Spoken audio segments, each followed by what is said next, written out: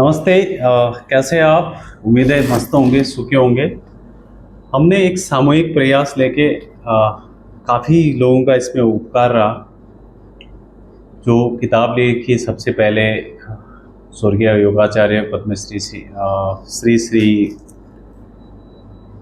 सदाशिव लिंगालकर गुरु जी, योग विद्या निकेतन जिनकी स्थापना हुई, जिनके हम संपर्क में आए और जिस भी माध्यम से उस पुस्तक को अपने तक का आने का जो मार्ग मिला, पैसे आए या कुछ जो भी जिस माध्यम से हमारे तक वो पुस्तक मिली, उन सबका उपकार है।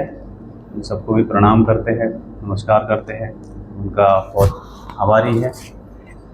हमने जो 85th कहानी हमने रोकी हुई थी, क्योंकि वो इतनी गहरी थी कि उसको 3 मिनट, आज के ज़माने के हिसाब से 3 मिनट के अंदर उसको बिठाना बड़ा संभव नहीं है। बहुत ही ज्ञानवर्धक है, उस पर कम से कम महीनों बोला जा सकता है, इतना गहरा विषय है पे लिखी है।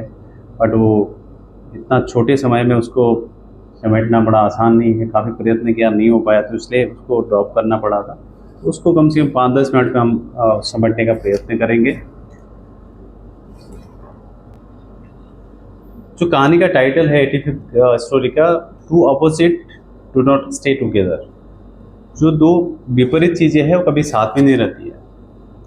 जैसे दुख है, सुख है, मान है, अपमान है, हानि है, लाभ है, दिन है, रात है,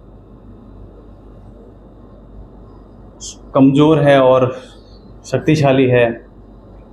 इस तरह से जो भी अपोजिट है, अच्छाई है, बुराई है, कोई भी साथ साथ ही चल सकता है। दोनों में से एक समय में एक ही रहेगा, जन्म है या मृत्यु है। तो ये अब हमको देखना होगा कि ये तो काफ़ी चीज़ें हमारे ऊपर है कि हम क्या चाहते हैं और हम क्या कर सकते हैं।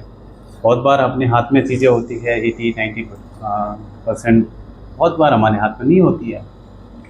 तो इसके लिए पूरी तरह से कॉन्शियस होके, पूरी तरह से चेतनशील होके, हमें क्या, हमारे अंदर क्या गुण है, हमारे क्या अंदर जो सद्गुण है उसको बढ़ाते रहिए, और हमारे अंदर क्या गुण है, दुर्गुण है, उनको दूर करते रहिए। जैसे अंधकार है, प्रकाश आएगा तो उसको भागना होगा, है ना। अज्ञान है, जड़ता की सबसे बड़ी अविद्या जो है, अज्ञान के कारण जो होती है, उसको भगाने के लिए विद्या आनी होगी। तो ये सब इस कहानी के माध्यम से बताया गया है। एक आदमी था बड़ा आलसी। उसको एक बार सपना आता है और सपने में देखता है कि 4 और सुंदरियाँ उसको मिलती है रास्ते में। कहीं जाता है सपने में, सबसे पहले जो उसको मिलती है बुद्धि, बड़ी हृष्ट पुष्ट लड़की, खूबसूरत होती है। बोलता है आपका नाम क्या है? बोलती है मेरा नाम बुद्धि है। आप कहाँ रहते हो? वो बोलती है मैं इंसान के दिमाग में रहती हूँ, मन पे रहती हूँ। आप करती क्या हो? वो बोलती है मैं निर्णय लेती हूँ। वो फिर अगली स्त्री को पूछता है आपका नाम क्या है? वो बोलती है मेरा नाम लज्जा है।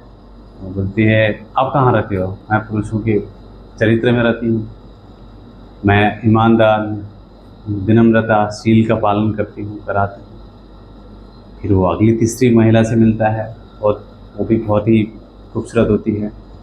बोलती है आपका नाम क्या है? वो बोलती है मेरा नाम हिम्मती है। बोलते हैं आप कहाँ रहती है? वो बोलती है कि मैं लोगों के हृदय में रहती हूँ, दिल पे रहती हूँ। आपका काम क्या है? वो बोलती है कि मैं धैर्य साहस प्रदान करती हूँ।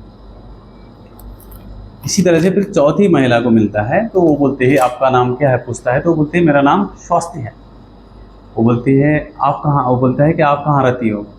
वो बोलती है कि मैं लोगों के पेट पे रहती हूँ। बोलता है आपका काम क्या है? वो बोलती है कि मन शरीर को स्वस्थ रखना, संतुलन रखना, उनको हृष्ट पुष्ट बनाना मेरा काम है।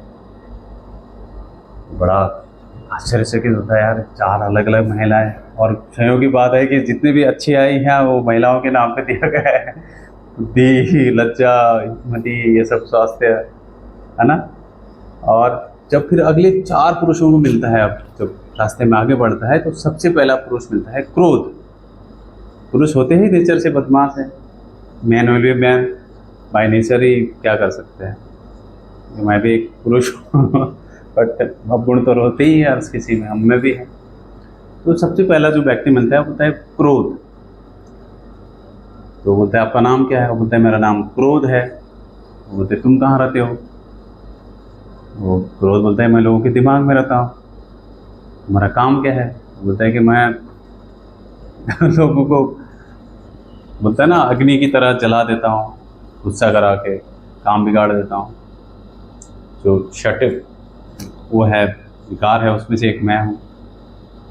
तो फिर अगला पुरुष को मिलता है, वो बोलता है तुम्हारा नाम क्या है? वो बोलता है मेरा नाम लोभ है, लालच है। तो पूछता है कि तुम कहाँ रहते हो?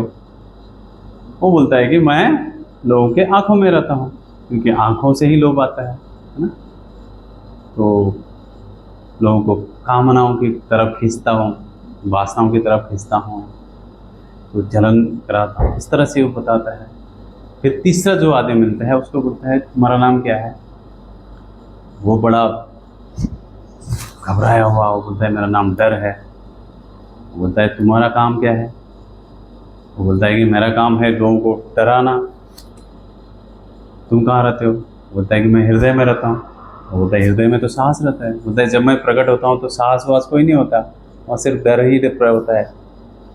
मैं कोई बाकी चीज़ों से नहीं भी डरता है तो अपनी मृत्यु से डरता है।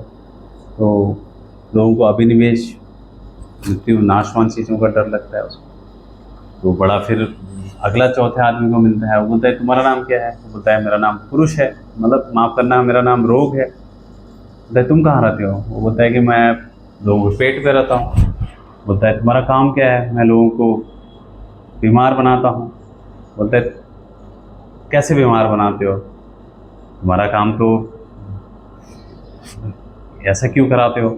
बोलता है कि मेरा मुख्य भोजन है बासी खाना, शराब पीना, तंबाकू खाना, गुटखा खाना। इस तरह से मैं लोगों का समस्या बना कराता हूँ। और जो भी आप इतने बड़े बड़े बड़े हॉस्पिटल देख रहे हैं, इतने बड़े बड़े डॉक्टर देख रहे हैं, दुनिया भर में इतनी दवाई की कंपनी, जो second largest industry in the world है, वो सब मेरा ही कमाल है, बोल के हंसने लगता है रोग। और जब उसको जागृत होता है सपना से, जब जागृत अवस्था में आता है, तो एक किसी ऋषि के पास जाता है और मिलता है। तो बोलता है गुरुदेव मैंने ऐसा सपना देखा, 4 स्त्रियों देखा, उनके बारे में बताया, और 4 पुरुषों को देखा, उनके बारे में बताया। तो ऋषि बड़ा प्रसन्न होते हैं। बोलता है बेटा एक काम करना, जो ये 4 स्त्री हैं उनको घर पे संभाल के रखना, है ना, और जो ये तुम्हारे जो पुरुष है उनको ये स्त्रियों के संपर्क में मत आने देना। तो ये बड़े इनको संभाल के रखना, इन पुरुषों को इन स्त्रियों से मिलने मत देना। वो समझ जाता है, बड़ा समझदार होता है। इसी तरह से बुद्ध ने भी धम्मपद में ऐसे लिखा है, शरीर को स्वस्थ रखना हमारा कर्तव्य है, अन्यथा हम ज्ञान की दीपक नहीं जला पाएंगे। और इसी को भी कोट किया है महाकवि कालिदास ने, शरीरम माध्यम खलु धर्म स्थानम। It's your duty to protect your health. It's your duty to practice every day how to you should become healthy, not only physically but also mentally, emotionally, socially, spiritually. तो इस तरह से अपने इन 4 स्त्रियों को संभाल कर रखिए, और जो सिर्फ 4 पुरुष है उनको दूर रखिए, बाकी पुरुषों को आने दीजिए। इस कहानियों से सीखते रहिए। धन्यवाद। वंदे मातरम।